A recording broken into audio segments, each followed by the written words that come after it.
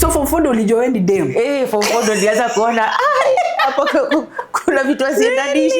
Mbona wale wengine wako tofauti? That is when I started realizing things are not the same. I think at some point hata kuna dem nilikatianga at some point. What are you saying?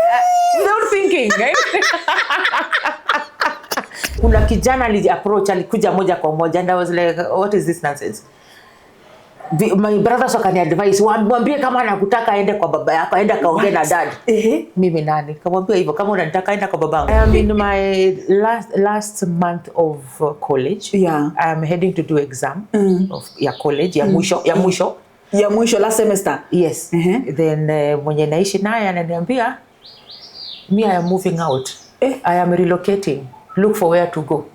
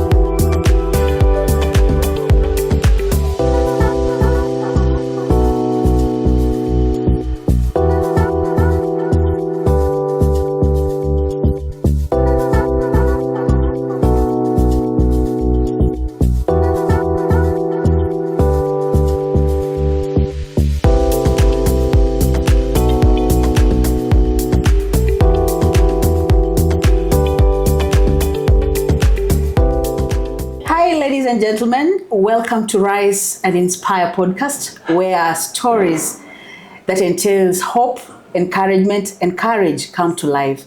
And today on our set, we have Perez, my friend. My friend, there is nothing so hard like in interviewing a friend, you know? You know why? Because we will laugh. At some point we will cry. At some point we will tutashindwa hata kuongea, you understand? Yeah. But the good thing is the fact that we are going to inspire people out of your story. Okay? Perez is a mother. A mother. Perez is a wife. Yes, she is. Perez is an employee. Yes. Perez is a friend. My friend. She's also a sister. She's a sister. Yes. And a neighbor as well. And a niece. And a niece. And a daughter. So, what about nakusikia for the first time? Who is Perez? Mimi najua ni besti yangu, lakini besti yako ametoka mbali. Mimi besti yangu ametoka mbali. That's all I know. Yeah. Perez, in her family, she's a grandmother. The name came from my grandmother. Perez. Name from, yes. Oh. Do you know my grandmother from my dad's side? Actually, my real grandmother, my dad's mother. Ndiye alikuwa anaitwa Perez. Ndiye alikuwa anaitwa hivyo. Do you know the very first time I met you, nilikuwa nashindwa ni Perez? Yes, that one. So you're a grandmother. I am many call me grandmother. Even my brother, they call me grandmother. Even today. My aunties, they call me mom. My dad used to call me mom. So I am that one person. Yeah. They see me, they talk to me, they remember my grandmother. She was a matriarch. Oh, my grandmother was 1 in a million. Wow, it's amazing. So I think I've taken a lot from her. The many things that I've known about her, I see some of them in my life, and I'm like, okay. Really? Yeah. No wonder the resilience. No wonder the strength. tutafika pale. Lakini sasa hii familia ambayo umetoka, wewe ni wa kwanza, wa pili? I am one out of 10. We are 10 in number with different mothers, but general 10. Mko 10. So ni wa kwanza, number 1? No. Interestingly, I am in the middle. I am in the middle. We are only 2 girls in the middle of boys. And we follow each other like that. Okay. Yeah. Again, that is why you are so strong. Yeah. Okay. So how was it growing up? Ulikuwa demu gani? Because now mkiwa wawili out of 10, 8 men and 2 ladies only. How was it growing up? Might be interesting. Kupanda miti. Interesting. I was more of a tomboy. And that has refused to go away. I'm trying. But even now, you don't look like what? I tend to like boys stuff more than the girl stuff. Really? Yeah. Na vile unakatu ka baby go somewhere.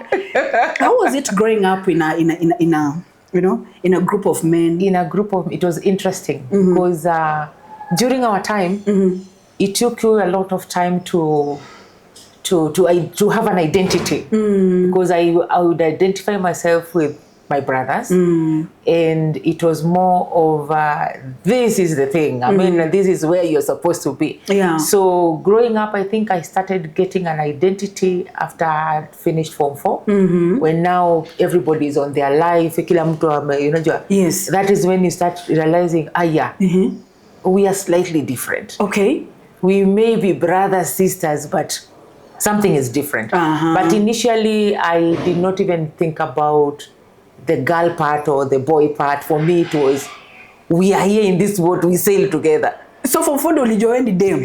For Fondo nilianza kuona, kuna vitu asiendanishi.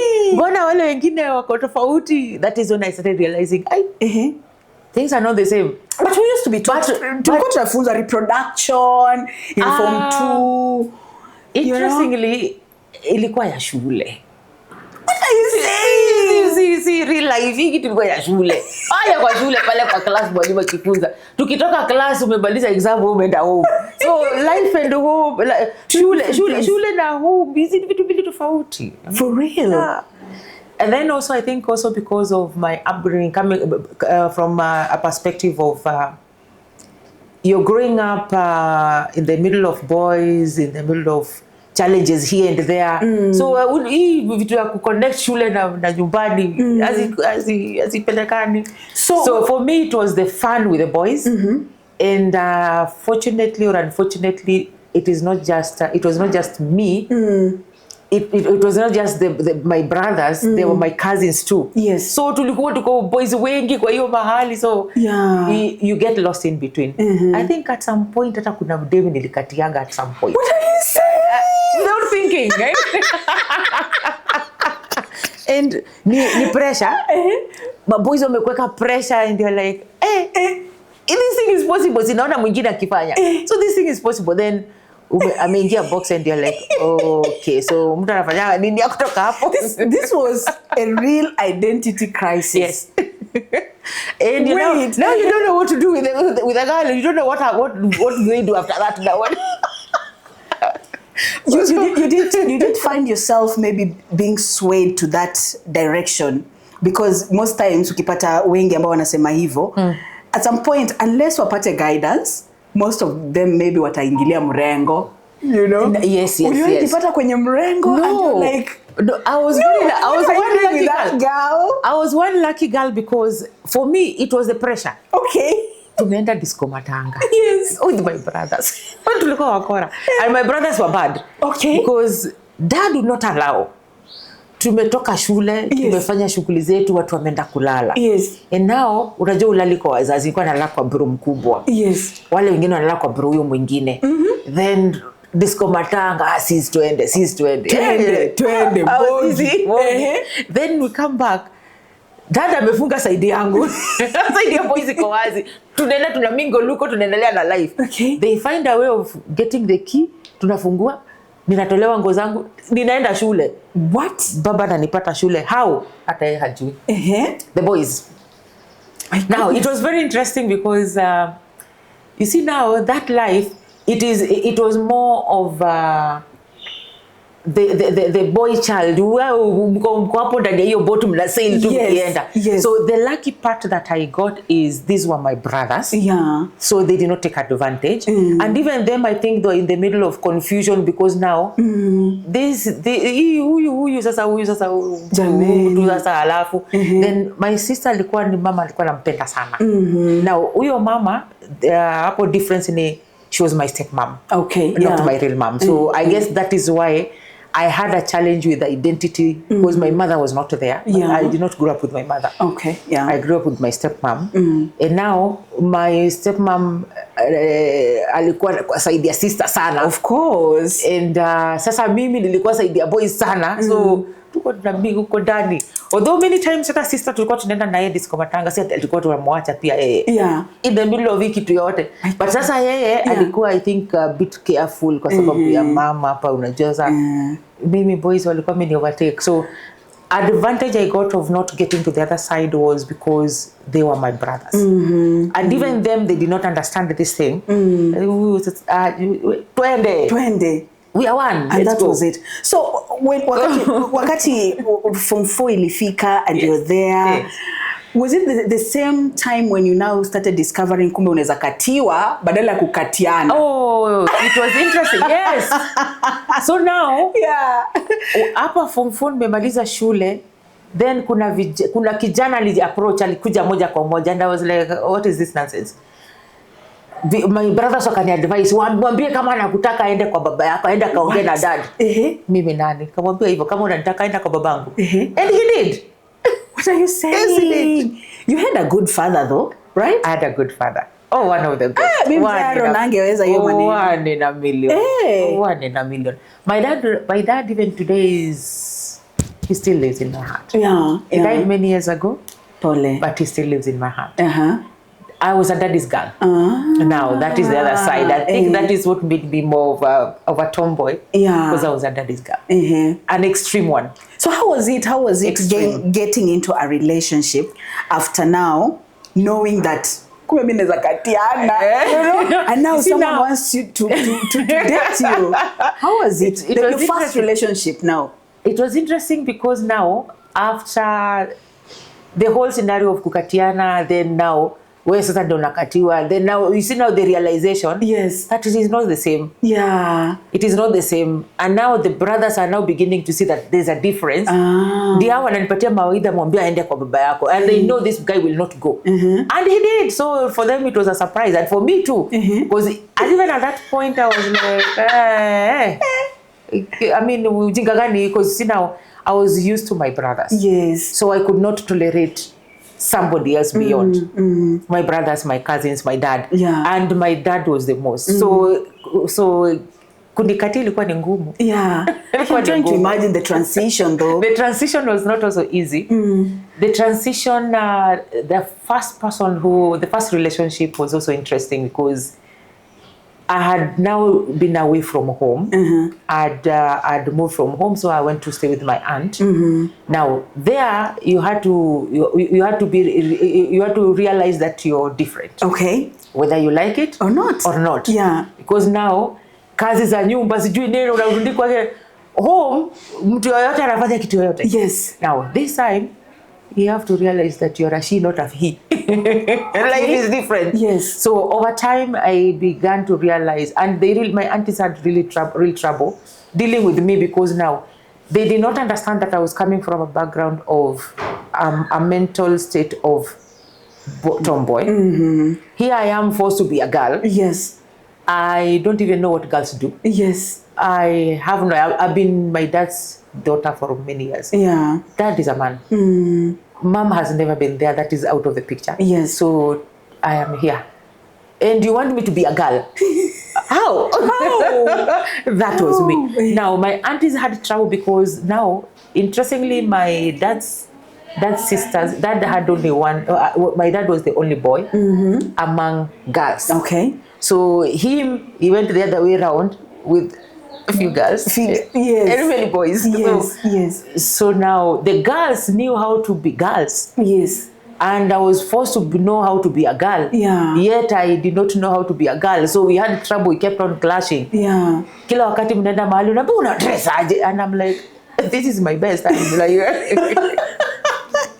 it shouldn't have taken you So, a fortune to transition, right? It took me a long time, and it was not interesting.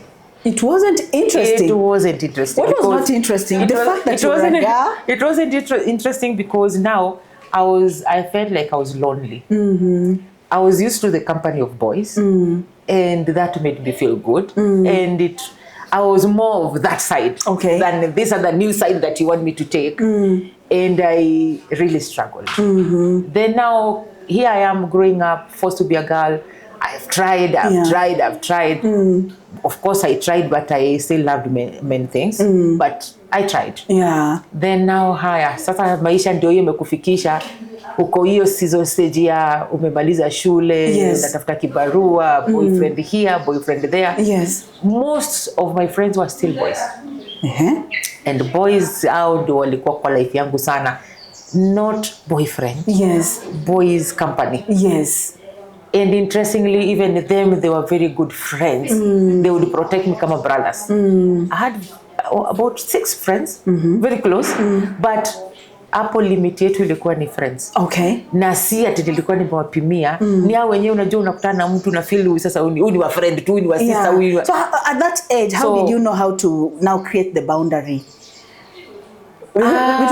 Because I know at some point you would want to be friends, but there are some feelings. You were not feeling anything. No. You were not feeling anything. No. Even with them, no. And they were very protective. I would go out. Tunaenda tunasherekea. They make sure I get home. I never used to like you. I think it's.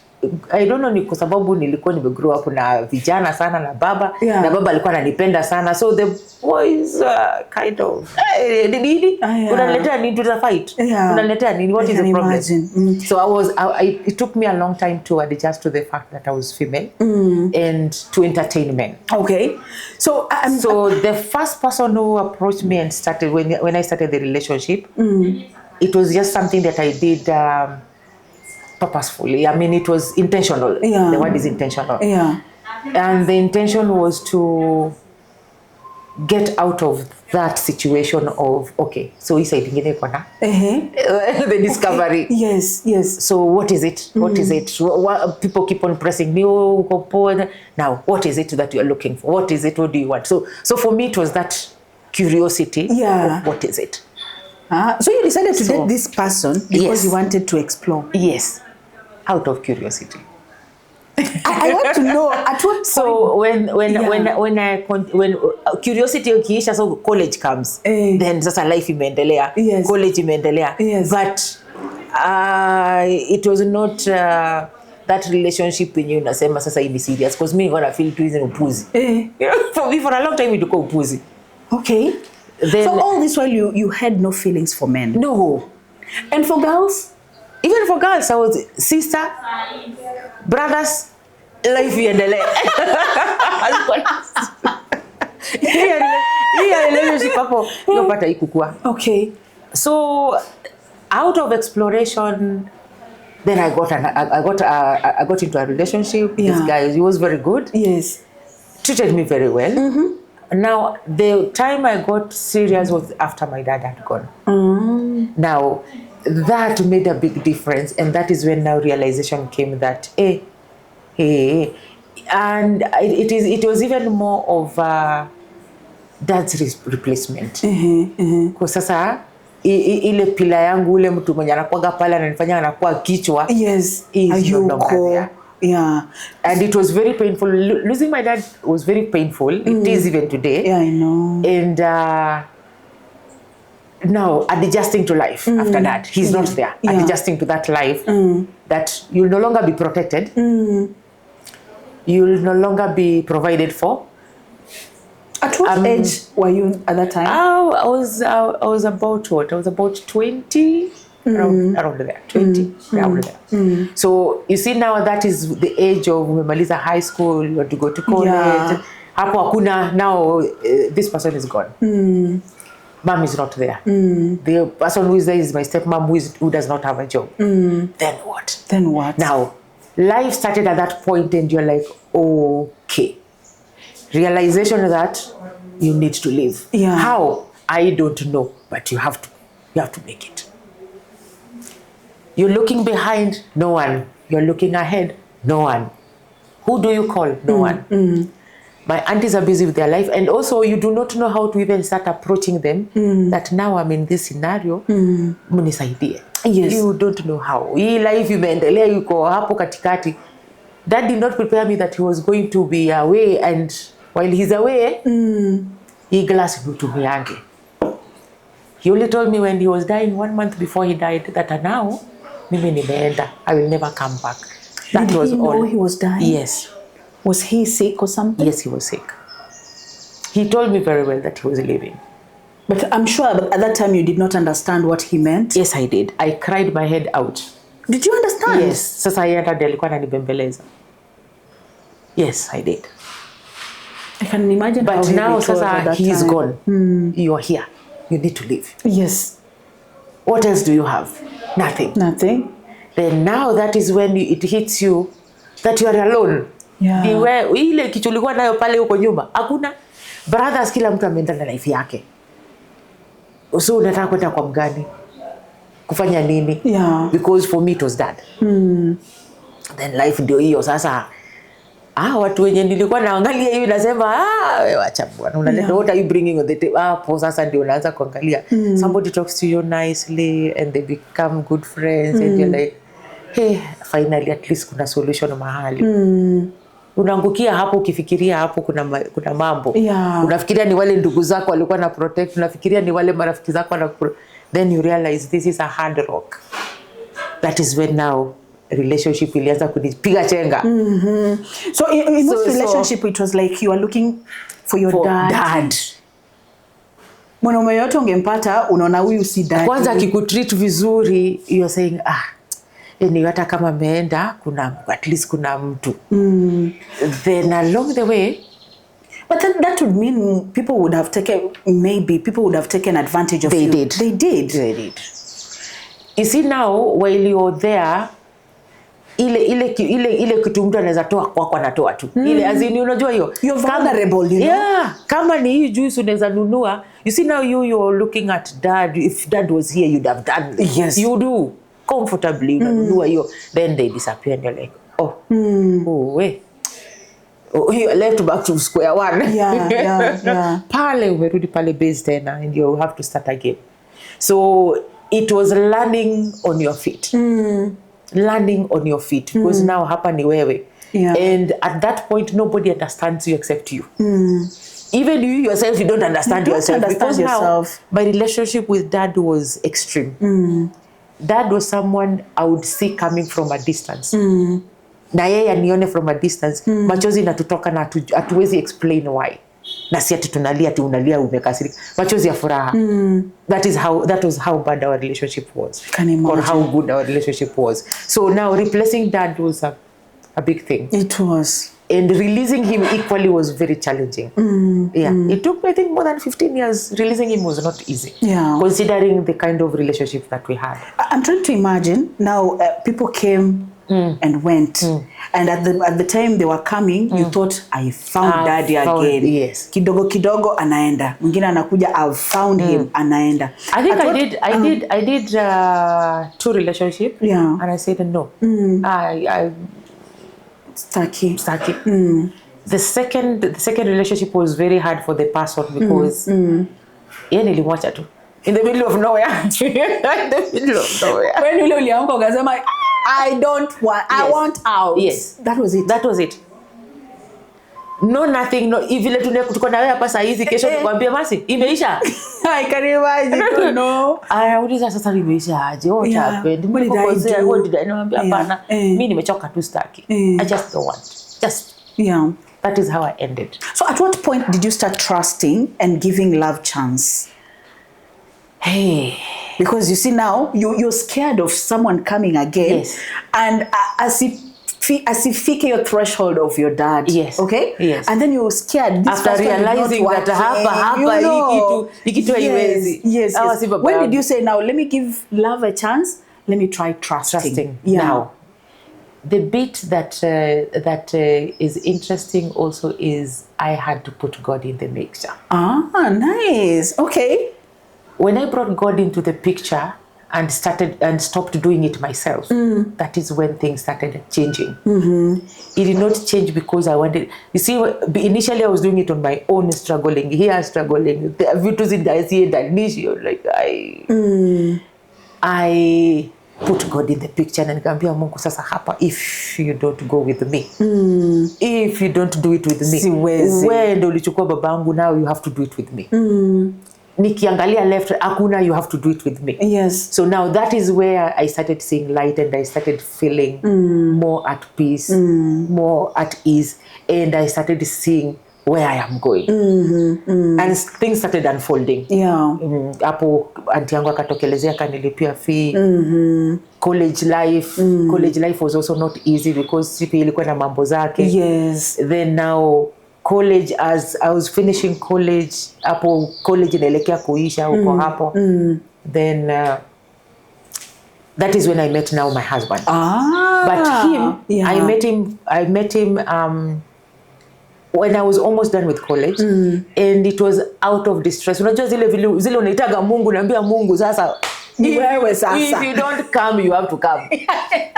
If it's not you, it's you. I am in my last month of college. Yeah. I am heading to do exam of college, ya mwisho last semester. Yes. Then mwenye naishi naye ananiambia, me, I am moving out. I am relocating. Look for where to go. Was he a relative? Yeah. Where tafuta mahali ya kuenda, mimi I need to relocate. Things are not happening on my side also. I need to relocate. Okay. Mimi niko mwezi ya mwisho. I tried begging. Wacha tu nimalize basi mwezi tu then niende. Yes. And it was like haiwezi fika hapo. How I was so distressed. Nikiwa shule, I would be in school and praying. Watu wakitoka break, I would go to another corner, nenda pale ninalia, nikiomba, nikiuliza Mungu, hapa sasa, hapa nifanye aje? Yes. What am I supposed to do now here? Yeah. Sina kazi, sina vile naweza jikimu saa hizi niseme nitajikimu hapa, sina. Yeah. The next person mwenye naweza kimbilia kwake ako so far away. Kitamu niseme naenda kukaa kwake nikiwa naenda shule, it is so far. Yeah. Alafu sasa, so I would pray a lot. And while I was in that situation, now my current husband akatokelezea, alikuwa anapitia tu, alikuwa tu around where hapo Mali College ilikuwa tu. Was he a student? No. Yeye alikuwa anafanya kazi hapo. Okay, yeah. But sasa yeye mara siku ya kwanza alipita nilikuwa ninapenda kuna mahali nilikuwa napenda peke yangu tu. You will find me just pacing there nikiwa nimenyamaza peke yangu. So yeye alipita akienda washroom siku ya kwanza ndiye aliniona. Okay. Na akasimama kaniangalia, akakuja kuniongelesha, nilimuignore, nikamwachanisha amesimama na nikaenda. You don't know, you're in a different world. Yes, yeah. So I left him there. I mean, I have a lot of trouble in my mind right imagine, now. Yeah. Exam is here, I need to study. Maisha ndio hii inanikimbiza pande nyingine, and I have to do both. Yeah. How? I don't know. So I left him there. Now, I'm sure in his heart labda anasema kana cheza too hard to get ile girls. Yeye alinipata nikiwa troubled. So aliona nikiwa in distress and he was concerned. Oh, so alikuja out of concern. Lakini sasa huyu mtu yuko concerned about kichwa mbaya. I took off. The following day akakuja tena. Yeah. I took off. Now, the third day akakuja tu akanitafuta mahali, nilikuja akaniita pole. Naambia, you know, had you known him? No. So alikwambia tu madam? As in, nilikuwa najua anafanya kazi hapo. Full stop. The rest tutaki kujua. I mean, none of my business. Yes. So hiyo siku alikuja kanipata I think I was going home. Hata fare sikuwa na hiyo siku. So but now pia utaki kuonyesha watu hiyo part ya life yako hiyo. Yes. So I was just there hanging in there wondering how am I going to do it. Shule iko Westlands, Brookside, and you're supposed to go home in Umoja. And fare una. How are you surviving? I walked from Brookside to Umoja. I walked from 5 p.m. from 4. It was 4:20. I walked all the way to Umoja. So hapa Umoja ni now that person mwenye alikuwa mbali, the farthest you could have gone. Hapana, huyu ni ule mwenye sasa alikuwa anaenda kuniwacha pale. Mwenye alikuwa na relocate. Sasa so you used to walk even when I walked, so not once. Una fare. Utafanya nini? Unaambia nani wako wapi, nani wakwambia una fare? Hakuna. Ni upambane na hali. And then opportunity imetokelezea, umelipiwa college. Utacheza nayo? No, you don't. You don't. And you can't go back and mwambie ule mtu sina fare. Kwanza hata kumfikia ni shida. I know. Alafu hata kumwanza kumapproach kumwambia sina fare pia ni shida. Then mimi nilitembea, I walked. So huyo akinipata ni kitu nilikuwa nimefanya. So I was strategizing so that watu wasijue niko na hiyo madrama. Niko na mpango wa kutembea. Sasa usikuwa nataka kwenda na company. Ndio company sijui watu wanapanda gari, wewe unashindwa upande gari kwa nini? You don't want them to know kunaendeleaje. So I hang around watu waende, then I would leave. Na natembea nikienda. So I did. So siku hiyo alinipata nikiwa hiyo shambra hapa na pale. So akanipata tena, now he was leaving, ananiambia twende nikuzindikishe. Nikamwambia to where? I was very cautious about men. Lakini ulikuwa wewe umeanza kumbe kichwa ngumu ijaanza sasa. Because honestly I've known you like a kichwa ngumu girl, but I like you that way now.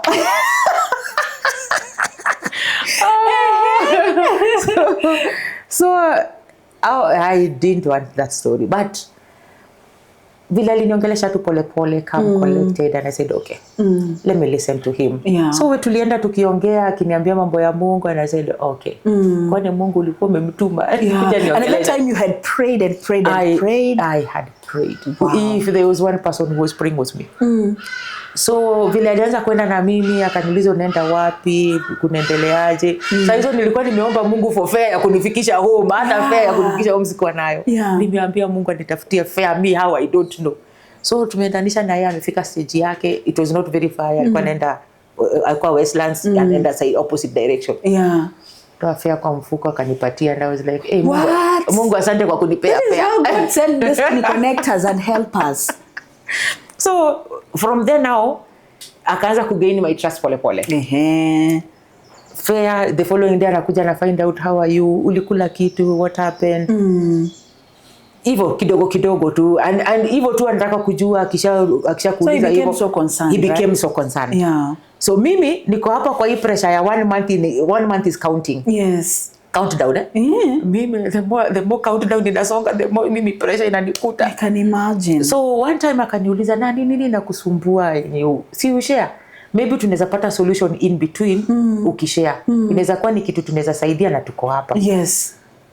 He already got my trust already. So nikaongea na yeye, tukajadiliana, nikamuelezea, akaniambia I can help you. I was like, Mungu, kwa hivyo maombi yangu ulikuwa unasikia.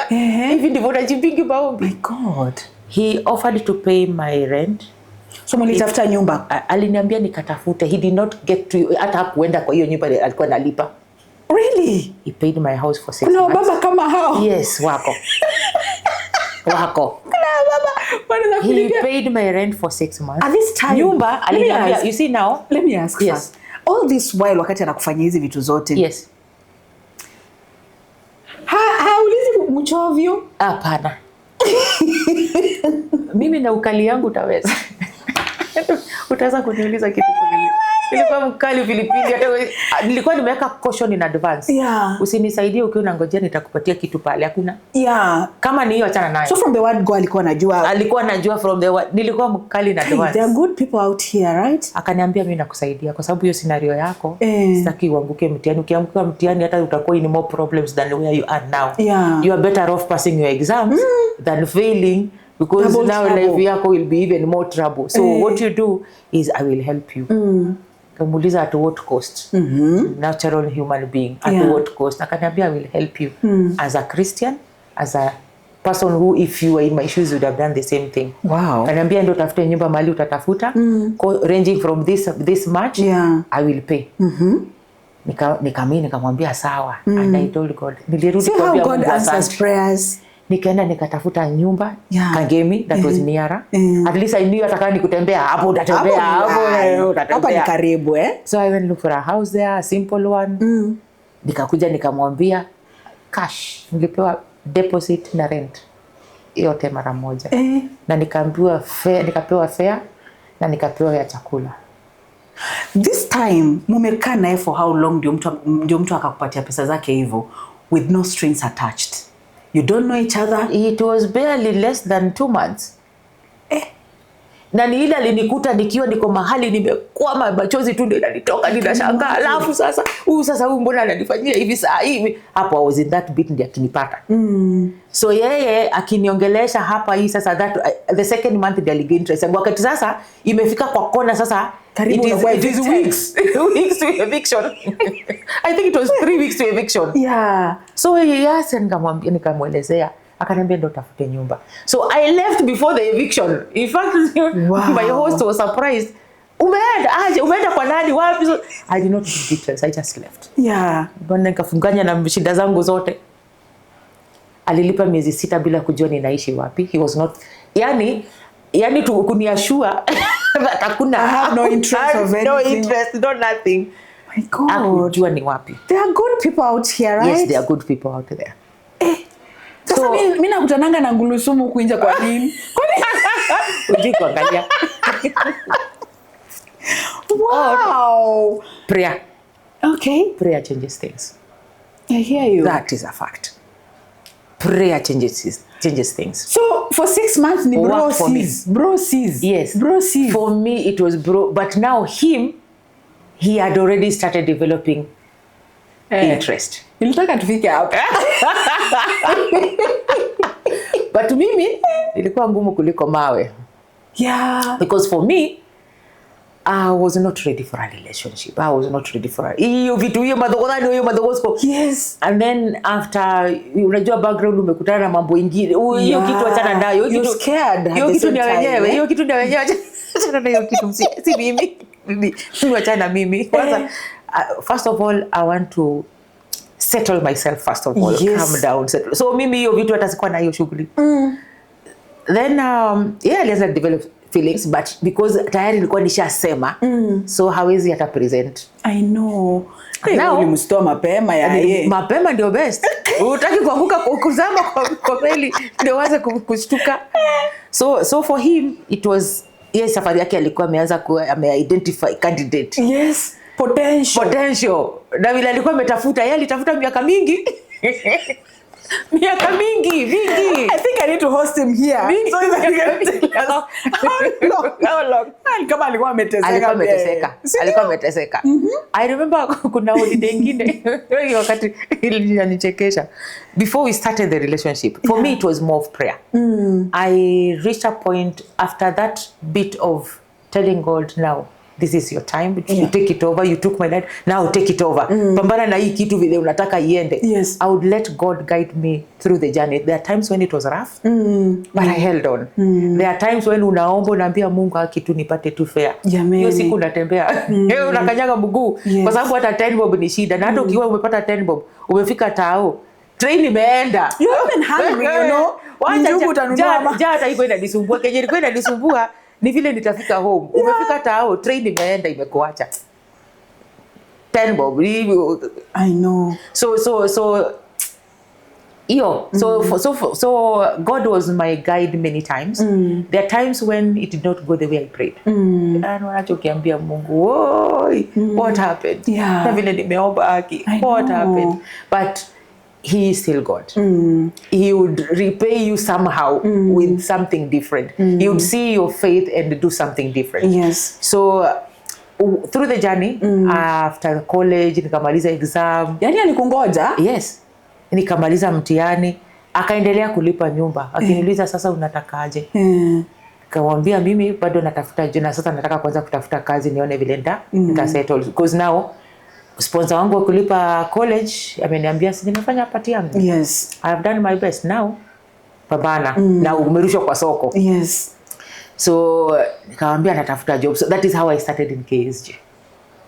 Shule ya serikali nilianzia hapo. So how did you get KSG? Because really, you know, my God. Shule ya serikali nilianzia hapo. Shule ya serikali niliingia. Yeah. Nimemaliza college. Sina kitu kingine ya kufanya. I am in the state of confusion. I am in this journey of hey Perez.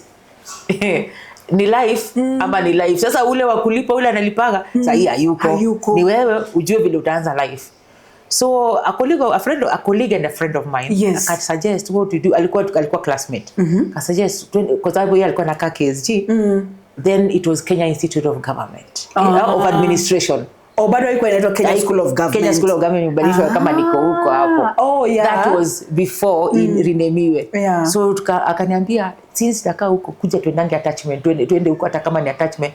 But sisi hatukwenda kama attachment, tulienda huko tukasema tunaenda kuvolunteer. Hivyo ndivyo tuliingia KSG. What are you saying? Tukaingia tukavolunteer with this friend of mine. We volunteered for 2 months. After 2 months tukaanza kulipwa. Wow. Ile pesa kidogo tu. Just like that. Now, wakati uko KSG hapo bado umeenda kuvolunteer for 2 months. This guy is still paying. He's still paying. He's still taking care of my accommodation and food. Ajui penye unaishi bado. At that point alikuwa anajua sasa. Because see now I have gained trust. Yes. And he has gained my trust too. So he is more of a brother. So naweza muongelesha cause nayo kita mtu a risk pesa zake kukupatia hivyo. Pia inafika mahali na wewe pia hata wewe unalegeza kamba badao. Ndio sasa hapo ndo nililegeza kamba because now again anaweza kuwa ananishuku pengine niko na mtu mwingine na yeye analipa. Na wewe ndo unamtumia or something. Yeah. But aliona kuna mimi from the word go I am one person who if it is a no hii kitu achana nayo. I know you now. Kama haiwezi na kama ni mzuri nakwambia ni mzuri. Na hiyo kesi tunamaliza ndo tunasonga. Yes. Yeah, that is me. So it was like that. So I was still praying. And after college nikasasa maombi kabadilika, nikamwambia Mungu now give me my own person, my own space, my own relationship that is guided by you. That is guided by you. Wow, I love that. That was my prayer. And my prayer was also I want 2 things. Criteria mbili tu. And hizi criteria ni nataka mtu mwenye amejua Mungu, mwenye somebody who has a relationship with you. Yeah. Na mtu mwenye si wa pombe. Okay. Because tunaweza kuwa na relationship lakini hapa pengine. Na pombe ilikufanyia nini? You just didn't like it because I saw it destroyed many lives. Yeah, sure. So sikupenda tu. So God in his own ways alipatia precisely what I asked for. Yeah. Precise. What? Precisely no what I asked asked for. Whatever you ask of God, you need to be specific. Be specific. That one I also agree. And from my own personal testimony, I agree. Be specific. What do you want God to do for you? Afanye. Yes. Yeah. So I told him I want a man, somebody who has a relationship with you, and someone who does not drink. Now, the challenge came when God gave me this person who I never thought was going to be my husband. I was looking for someone. Na huyo wako tu anafanya kazi. Huyo wako tu hata ninamwambia ninatafuta na wako tu na Express. Sababu anajua nitamrusha. At some point you once told him unatafuta mtu. Nitamrusha kama kitu mbaya. Yeye ni brother yangu. Yeye ni brother yangu. Lakini wewe pia jameni. Sasa siko na hiyo macho ya kumuona hivyo at the time. You are not even seeing writings on the wall that kwani mtu anaweza kusaidia for free for all these years na tukianza the idea from the beginning it was not to help me so that in the end na alafu sikuwa najua kama akona mtu hata yeye mwenyewe. Okay. So you see it's a conversation you've never had. It was not a conversation. Hii ya relationship wala ilikuwa conversation ya siri. Ati tunaongelelea tena hiyo kitu. Nilikwambia hiyo kitu ilikuwa ni wale wengine wa pale, mimi wachana mimi. Yes. So here we go. Yeah. Mimi I am praying. and God gives me this person and I'm like, we Mungu wachana. So how did you know he's the one now? Because now when mtu umekuwa na yeye. Nimekuwa na yeye. Ni bros, you know. So you see now, ni ile kitu over time. Yeah. So mahali nilianza kuona mambo inaanza kukua different. Yeah. I prayed, and after the prayer, ndiye akaanza kupresent notes ya serious. No way. I've been thinking. Nikamwambia Mungu hapana, si huyu. So as we were tukiwa tunapiga story in the middle of your conversation, now we become friends, yeah? Yes. Now in the middle of story, tunapiga story, tuko friends. Anarusha kalai, nikamwambia kuwa serious. Yes. Akaniambia niko serious. Okay. So I started asking, you remember the things I told God that nataka? Nikamuuliza, ushaikunywa pombe? Unakunywa pombe? Kaniambia sijawahi hata. Ile hapo nikakufa moyo. Unajua ile kitu inaelekea mahali utaki ile. Unasikia kuifanya hivi. No, not this one. No. And I asked the second question. How is your relationship with God? Akaniambia, I love God. Nikamwambia Mungu, this is unfair. So you started having those feelings? No, I'm not at that point. Wewe pia na wewe kwenda. No. Nikafika mahali nikasikia sasa hata ananibo sasa. Kwa sababu sasa ushatafuta kitu alafu hii kitu ni hii na usi ulikuwa unataka. I was still in the world of tall, dark and handsome. Unajua ile Mungu atapresent kitu kingine hapo, malaika fulani. Yes. So you're expecting someone different, someone you've never met. Yes. Okay, somebody very different. Sasa huyu. Nikamwambia Mungu mimi si huyu. Sasa nilirudi kwa Mungu, niambia Mungu si huyu. Akaanza kunibo. Ingine ananiambia si nipeleke tuende tukatembee mabeshte. Women, what do you want in this life? Natembea ile side nyingine ya barabara, mimi navuka hii side nyingine ya barabara. Fodori akikuja hivi navuka ile tu, watu wasione tunatembea pamoja hadi tuko pamoja. This girl. So I went back to God. Nikamwambia Mungu wake.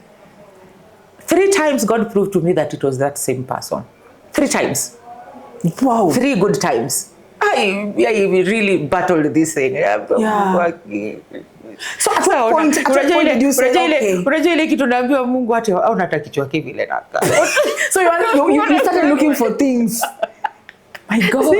Zile my imagination thought. Yes. Then mahali sasa nilibadilikia ni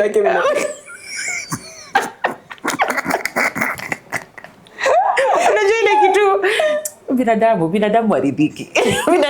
No, particularly women. What do you want? This is what you asked. You've been given, but still not that one. So na mahali nilianza kubadilikia. Yes. Ni yeye sasa wakati alianza mimi I went back to God. And I told God, you've shown me this person 3 times. Yeah.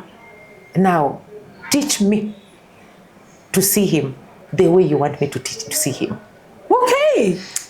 I turned the prayer not to him but to me. Nikamwambia Mungu, mimi sasa nifunze. Give me that eye. Nifunze nimpende vile nafaa kumpenda. Nipatie hiyo macho nimuone vile unataka nimuone. Kwa sababu mimi sina. Yeah. And it didn't take long. God answers prayers. God answers prayers. God answers prayers. I'll say that again and again and again. Yeah. Many prayers have been answered. God amejibu maombi yangu mingi. Not 1, not 2, not 3. So Mungu ni nani? Akanifunza tu pole pole. But now how he got into my heart that made me start seeing him like that. He's been a gentleman. Unajua ule mtu tunaita gentleman. Yeah. Gentleman. First priority kwa desk yake ni wewe. Unasikia mzuri huku nje. Si sana. So that is how the journey started, na tukakuwa sasa nikamwambia Mungu sawa. Nimekubali hiyo kitu nataka, nimekubali. Yeah. So we started the journey. Wow. So I remember when we started the journey, nilipata kama girlfriend wake alikuwa amemwacha. Asinisikia. So girlfriend alimwacha wakati gani? Wakati bado ilikuwa ni holiday. Alimwacha before, alikuwa bado analipa. Wakati bado alikuwa analipa, lakini hata yeye sasa alikuwa anaona kama niko mgumu, kupata ni ngumu. So alikuwa bado ana chase pande ile nyingine. Yes. Church yake hivyo alikuwa na chase bado. So wakati wenye sasa nilianza kukua serious, nilimwambia sawa, now let's try this. Actually we started how we were going to church. Na hapo tukienda church hapo ni safari ilianza. Tukaenda church, ilikuwa ni tarehe 1 I think. It was a holiday ya tarehe 1.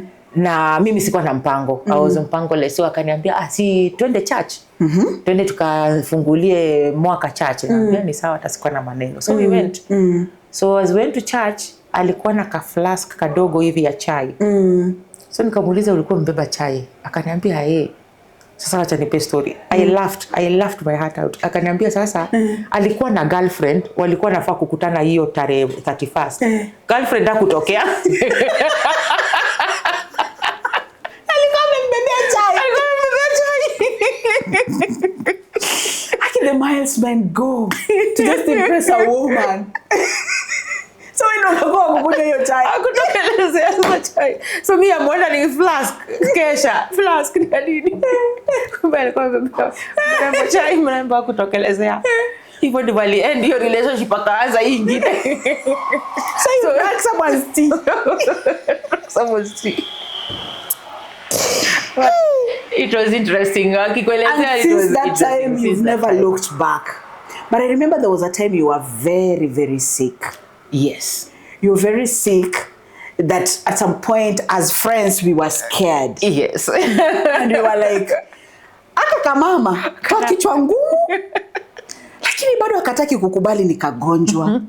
But you kept going. You kept your strength. Your husband was there. You know? How was that journey, and how was it now accepting the fact that manze kaende too, you know? Way. Life si rahisi. You have to live with God. If you leave God behind, you're doomed. If you leave God behind, you'll not make it. I call it, those tests, the temptations. That I think was just part of the journey. Because some of these things, they come and they hit you so hard that you are not sure what to do anymore.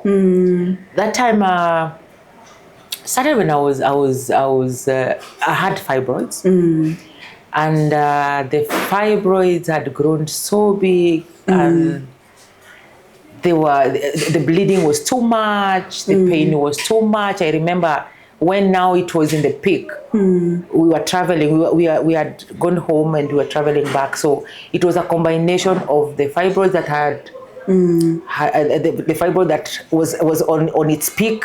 At the same time, I had an infection, bacterial infection. So I felt like I was going to die the next minute. So it was so painful, pain. I remember my father-in-law telling me we go to the hospital. I insisted we come back to Nairobi. I'll go to the hospital. But I was feeling so bad. I had taken medication excess, but there was nothing. So when we came back to Nairobi, I went to the hospital. I was given antibiotics for infection. But is it something that you knew you had it, like the fibroids? Is it something you knew, Ama? It was... I knew I had it from that time. That was at the peak. But when it started kidogo tu, unajua, the pain here, the pain there, the bleeding, the excess bleeding, the bleeding that is surprising you sometimes, and it is too much that you cannot move, you cannot go anywhere, it keeps you there. It was something like that. Yeah. So for me, it was something. It is a journey that started like 6 months before. So when I went to the hospital, the first doctor, we did a scan, and they told me this one, hii nataka surgery. Yani, no two ways about it. This one requires surgery. And I was like, surgery? What is that? God, did you create me to remove some things? Or how? Yes. I mean, wachana with daktari. Second opinion. I've also seen the same thing. This one requires surgery. Second doctor. All this while, what was your husband saying about it? Was he shocked? Was it something he knew about? No. he was in this state of just surprise. And maybe also one thing about me, it is that sometimes I don't show what is really happening. I tend to keep it under the table and fight it myself. I know.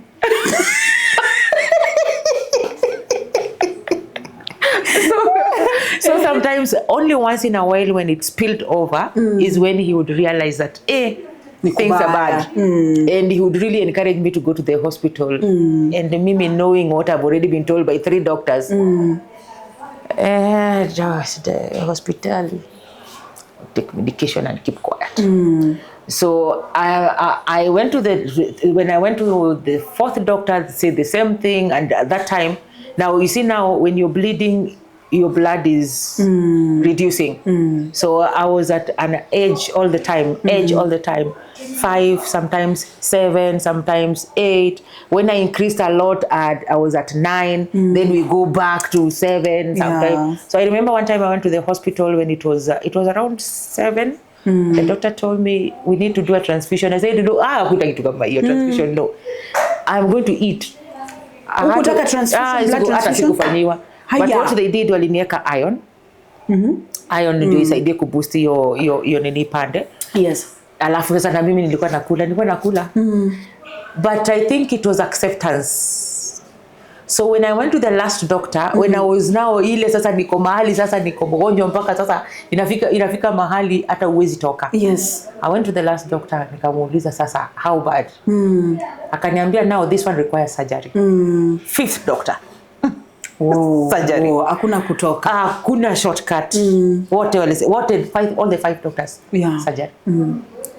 And all of them said surgery hii sasa kama hiyo vile iko si surgery ile hata ile ya microscope ile. Yote. Ni kama CS. Yes. Okay. So they did. And wote walisema wafanye tu hiyo inaitwa hysterectomy. Hysterectomy. Yes. Okay. So I went through it, nikamaliza hiyo story nasema ni sawa. I accepted that portion nikasema ni sawa, lakini niliaccept kwa sababu nilikuwa hapa kwa kona. Ile sasa ni the next minute ndio hakuna kitu kingine. Yes. I remember the doctor told me you play with their life, it might not be there for you to play with it. Yes. That is when I made a decision and said, okay, so let's do it. Okay. But after the surgery, I went through the healing process. The first phase was good. Then after the first phase, as I was now getting better, then the wound started developing some complication. That simply started developing some more complications. So I went back to the doctor, and when I went back, and he told me it is the reaction, the body's reaction. Yeah. It is not the medication. It is not anything. It is just the body's reaction. So we were like, okay, what do? We go back to surgery. Surgery that was supposed to take 45 minutes took 2 hours. Oof. Whole 2 hours. And a process that was supposed to take 2 weeks took 6 months. 6 good months. At this time, what were they saying is the reason for all this elongated time? Complication? It is just the body system of mechanism. Now, the system itself, what it tells you, you see now, when you take medication, you expect it to work. When it does not work, it is not the doctor or the medicine. Yeah. It is your body that is refusing. Now, that was the scenario. Okay. It was the body that was refusing. And I took too many antibiotics until now my body, I think it reached a point that there is antibiotics. But the other bit that also was now bothering me was, Aje, what is this thing now? What is going on? Yeah. When I started getting challenged was when I went to my doctor, an experienced doctor. Experienced one. Okay. Very experienced. No, very experienced. The doctor was very experienced. But now the challenge is ata yanafika mahali anakuambia now we have to give your body time to react. Yeah. And now the way it will react, we'll see what will happen. I've done my part. Yes. Now, how do you get to your body and tell your body, now react the way I want you to react? It doesn't listen. It doesn't. It doesn't listen. It doesn't listen. It doesn't obey you. So I was at that state of, hey, okay. Alafu. Now, mental health is real. that thing as well, it is real. It takes down anyone. It takes down anyone. It is not respect of persons. I can imagine. And how it starts, even you do not understand, even you do not know how. Because for me, at some point, I went through that thing that it really took me off my feet. Now, through the process, the pain was too much. They dressed me because now at some point, the wound got, they had to remove the stitches because the whole place was infected. It was not healing. It was getting more infections. So I had to go for dressings. Yeah. I would go for dressings 3 times a week. Remember, it is now open. So the pus, it had a lot of pus. Cleaning that thing, cleaning was not interesting. I can imagine. But I think that is what affected me over time, because you would clean, we do antibiotics, it does not react. We go to another antibiotics, it does not react. In fact, instead of getting better, it would be worse. Instead of getting better, we would be worse. It will be more of pus, more like that, continuously. So now I was in that state of, okay, kwani nimerogwa? Or what is happening now? What is this thing? Yeah. But it crops slowly, slowly and surely. Yeah. I reached a point I did not want people to walk with me through the journey. I wanted to just do it alone. It felt like every time they come, they just want to see you in pain. It felt like, the world can leave me alone now. Leave me alone. I was in that state. I would walk and not get tired. And my other way of dealing with pain was also to just walk away from people. I loved walking out and going alone. I didn't like the company. I just wanted to walk alone, go away, disappear for a while. Sometimes I would go out and I was in so much pain, but I would just walk continuously. You know, you just walk continuously. I would just walk without care. And when I come back, I would come back, take a shower, get into my bed, sleep, not talk to anyone, including my children. In fact, I would find them at home and feel so bad. Unakasirika tu. Nakasirika tu, nasikia tu kuambiwa warudi shule bali walikuwa nikae nimenyamaza tu. Sikuwa nataka watu, sikuwa nataka kusumbuliwa. What? Kabisa. So how did you manage the mental health, mental wellness? You have your weak children here, you have your husband, you have your work. Yes. How did you manage all this? I still take it back to God. There was one time I reached a corner after I left the doctor's place and I was in so much pain. After I left the doctor's place, I could not sit the way I'm sitting now. Because you see now you're folding. When you fold that place is so painful. So I would walk, go back home and lie on my bed, quiet. So now get healing. When I went to that time I went to the doctor, and the doctor told me we just have to keep on trying. I'm in so much pain, and the doctor is talking about trying. Yeah. So I went back home and I went under my bed and I told God, now, if you don't do something, you will do something. Yeah. Because you are God. And because I am yours, you have to do something. You have to do something, man. You have to do something. You have to have mercy on me. You are not respecter of persons. You don't have favorites. Yeah. But because you say you love me, you have to have mercy on me. And get this thing out of my body now. Yeah. It is enough.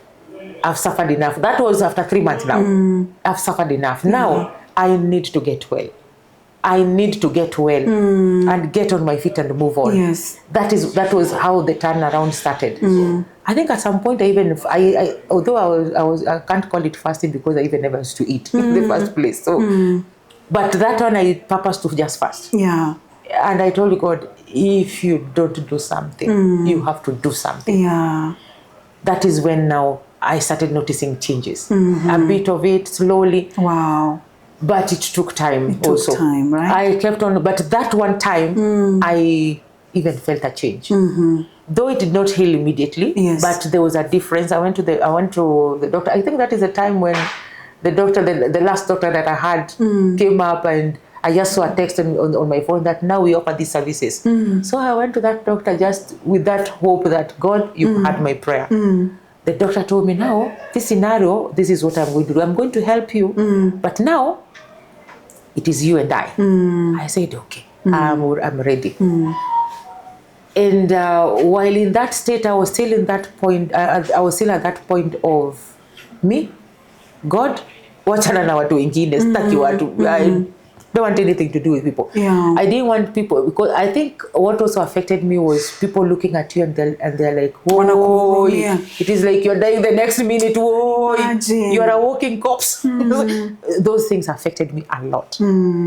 Some did not say anything, but the expression on their face, which is uncontrollable, but it said a lot to me, and I tried to avoid people, because now these people are the ones who make me feel, they're seeing that I'm dying and I'm still here. They are seeing something that I go to the mirror, I look at myself and I say, I'm just okay, what are these people looking at? And why are they looking at me like that? So I think that also affected me a lot. I was more of avoiding people. I only meet, if I meet you sawa, usiniambie mambo mengi. Sasa hapo twende. If you start talking a lot, kuna wakati mwingine ungenipata hata siongei.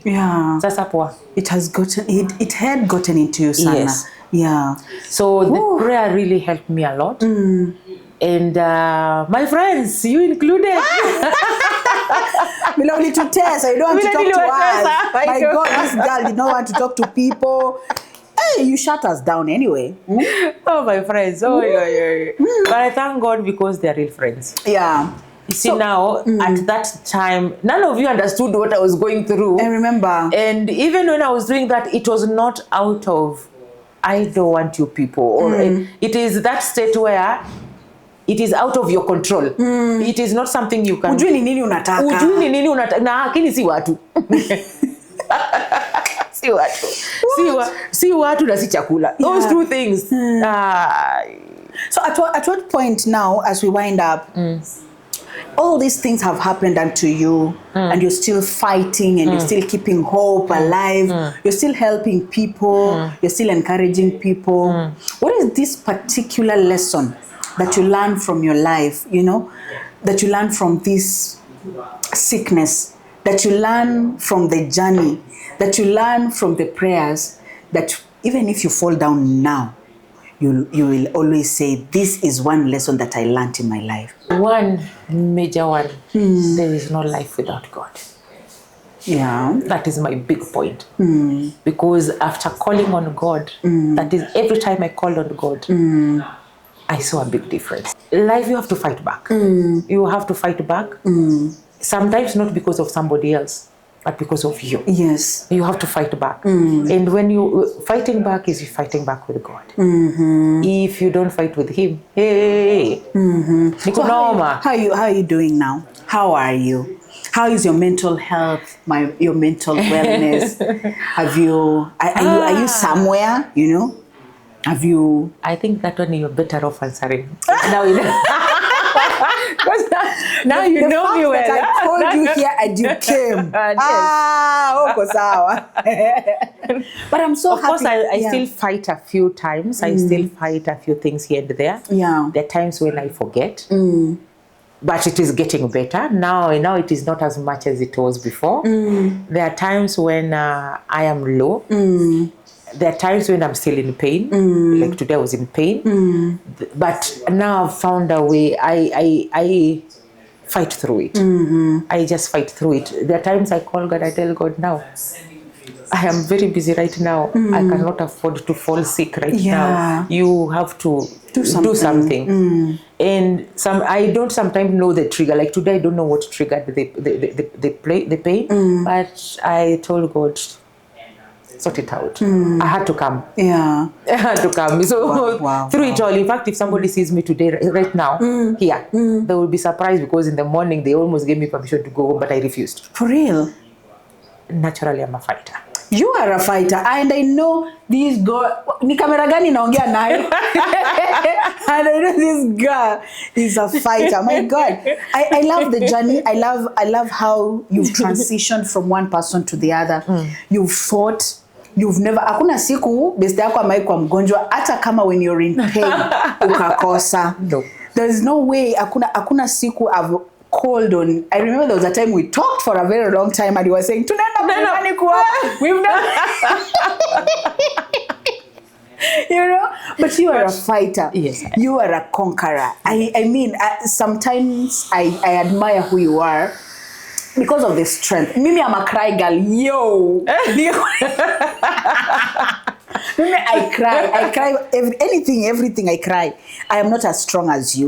But you see now, your journey teaches us to be resilient. Yeah. To have the, you know, the zeal of continuing with this life, you know, even when you want to give up, the pain. Sometimes I see you in pain, but you don't want to tell us, and we say, okay, let's see how this one goes.